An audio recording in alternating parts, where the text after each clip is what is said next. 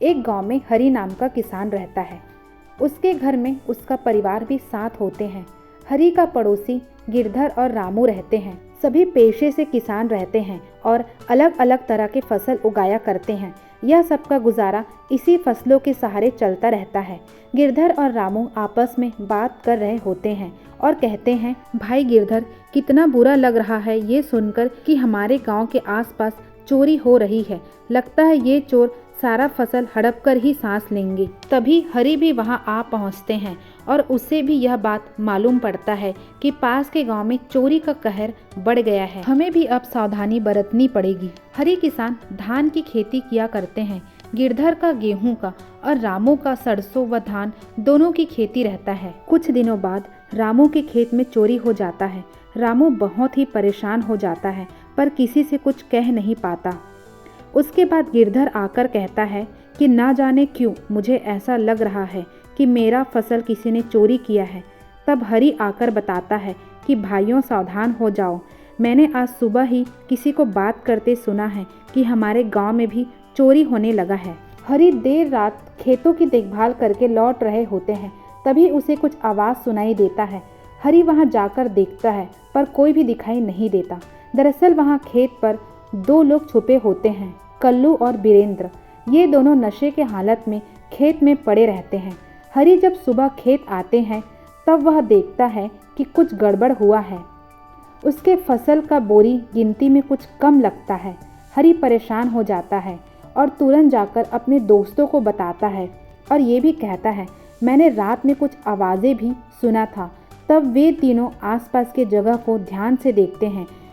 उन्हें वहाँ पे शराब की कुछ बोतलें पड़ी दिखती है। तीनों समझ जाते हैं कि वो लोग चोर ही थे। उन्हीं लोगों ने ये शराब पीकर बोतलें यहीं फेंक दिया है। कुछ दिनों बाद गांव में हल्ला होने लगता है कि हमारा भी फसल चोरी हो गया है। तीनों किसान बहुत परेशान होते हैं और चोर का पता लगाने का सोचते हैं। रामू तरकीब लगाता है कि भाइयों, आज रात हम तीनों खेत में ही सोते हैं पर छुपकर, किसी को खबर ना पहुँचे। रात को तीनों छुपकर सोते हैं और चोर का आने का इंतज़ार करते हैं पर वे चोर नहीं आते। तीनों सुबह तक जागते रहते हैं और फिर सुबह घर लौटते हैं। किसी को कुछ भी मालूम नहीं पड़ता। फिर हरि से गांव का कोई दूसरा इंसान बताता है उसके खेतों की धान की बोरियां गायब हो गई है। तब हरि समझ जाता है कि चोर ने चोरी किसी और के खेतों में किया है, इसलिए तीनों किसानों को चोर रात को नहीं दिखाई देता। तब हरि समझ जाता है कि चोर उसके खेतों की चोरी कर रहा था, इसलिए वह हमारे खेत पर नहीं आया।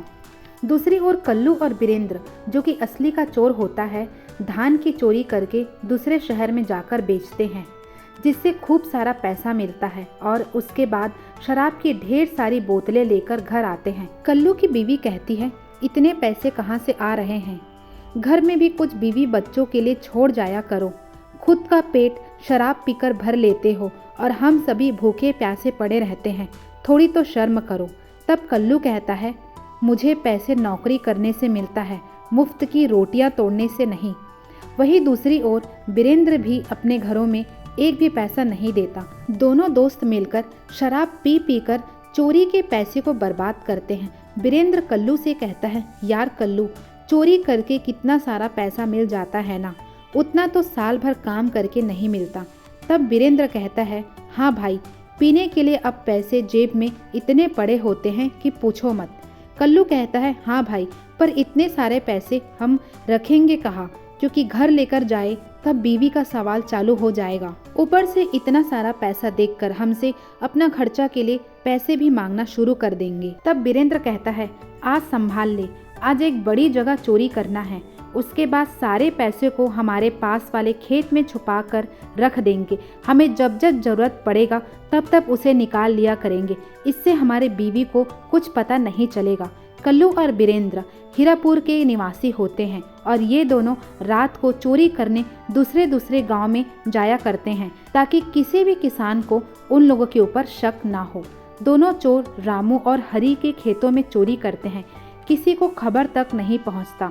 दोनों फिर चोरी के धान को सुबह बेचकर पैसे जेब में लिए इधर उधर घूमते रहते हैं। रामू और उसके गांव वालों को कई कोशिशों के बाद भी चोर का पता नहीं लग पाता, क्योंकि चोर यानी कल्लू और वीरेंद्र दूसरे गांव के निवासी होते हैं।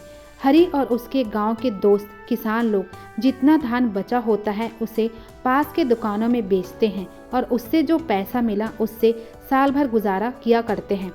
इस साल गांव वाले बहुत से लोग परेशान और दुखी होते हैं, क्योंकि किसानों का सहारा उसका सिर्फ फसल होता है। वो भी अगर किसी ने चोरी कर लिया तो बेचारे किसान लोग क्या खाएंगे। वहीं दूसरी ओर कल्लू और वीरेंद्र खूब पी पी कर कहीं भी रास्ते में गिरते पड़ते रहते हैं, क्योंकि अब वो दोनों के हाथ में ढेर सारा पैसा होता है। कल्लू और वीरेंद्र दोनों योजना बनाते हैं कि हमारे पास जो भी पैसा है उसे हम अपने किसी खेत में पेड़ के नीचे छुपा देंगे, ताकि इसके बारे में किसी को भी पता ना चल सके। वीरेंद्र कल्लू से कहता है, चलो भाई कल्लू, आज बहुत शाम हो गई है। तब कल्लू कहता है, हाँ हाँ भाई चलो। वैसे भी सुबह उठकर हमें कौन सा सरकारी नौकरी में जाना है। हमारी बीवियों को लगता है हम दोनों साइकिल में रोज नौकरी करने जाते हैं, पर बिचारियों को क्या पता, हम तो रोज चोरी करने जाते हैं और उसी के सहारे जी रहे हैं। दोनों ऐसी बात करते करते हंसते हुए खेत की ओर जाते हैं और पैसे को खेत में पेड़ के नीचे छुपा देते हैं। इधर गांव में आकर हल्ला मचाते हैं कि उस पेड़ में भूत प्रेत का साया है, इसलिए गांव वाले उस पेड़ के पास जाने से डरते हैं। दूसरे दिन जब दोनों दोस्त पीने के लिए पैसे निकालने जाते हैं, तब वह पैसा वहां से गायब हो जाता है, यानी वो पैसों को किसी ने वहां से चोरी किया होता है। दोनों शराबी दोस्त किसी से कुछ पूछ भी नहीं पाते और पागलों की तरह इधर उधर भटकते रहते हैं। दोनों बेरोजगार होने की वजह से इधर उधर गिरते पड़ते रहते हैं। दोनों की बीवियां उसे छोड़कर अपने बच्चों को अपने साथ लेकर चले जाते हैं। दोनों का जीवन पूरी तरह से बर्बाद हो जाता है। दोस्तों, दूसरों के साथ बुरा करने से हमारे साथ कभी न कभी बहुत बुरा जरूर होता है, इसलिए अच्छा इंसान जरूर बने और दूसरों को भी बिल्कुल अपनी तरह समझें। किसी को पहुंचाया गया चोट एक दिन हमें भी दर्द जरूर देता है। स्वस्थ रहे, मस्त रहे, सबको साथ लेकर चलिए। Thank you so much for listening me.